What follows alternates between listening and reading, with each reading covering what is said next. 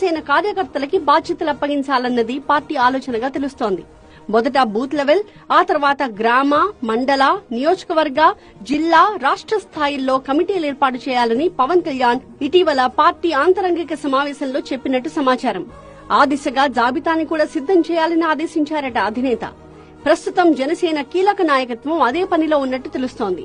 ఈ లెక్కన త్వరలోనే జనసేనకు అన్ని స్థాయిల్లోనూ పార్టీ కమిటీలు, అధ్యక్షుల నియామకం ఖాయంగానే కనిపిస్తోంది.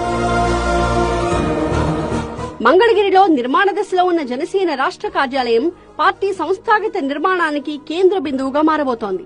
దసరా నాటికి ఆ కార్యాలయాన్ని ప్రారంభించాలని, అదే రోజున రాష్ట్ర స్థాయి సమావేశం జరగాలని మొదట సంకల్పించారట పవన్ కళ్యాణ్.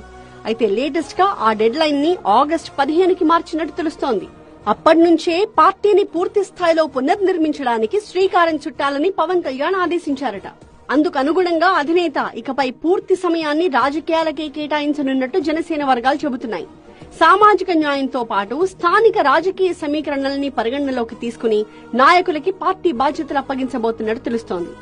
బూత్ స్థాయి నుంచి నియోజకవర్గ స్థాయి వరకు బాధ్యతతో వ్యవహరించేలా నేతలకు అధినేత దిశానిర్దేశం చేయనున్నట్టు తెలుస్తోంది. పార్టీపై నిజమైన నమ్మకం ఉన్న వారికి మాత్రమే బాధ్యతలివ్వాలన్న ఉద్దేశ్యంతో ఎంపికలు కొనసాగుతున్నాయట. ఇదే సమయంలో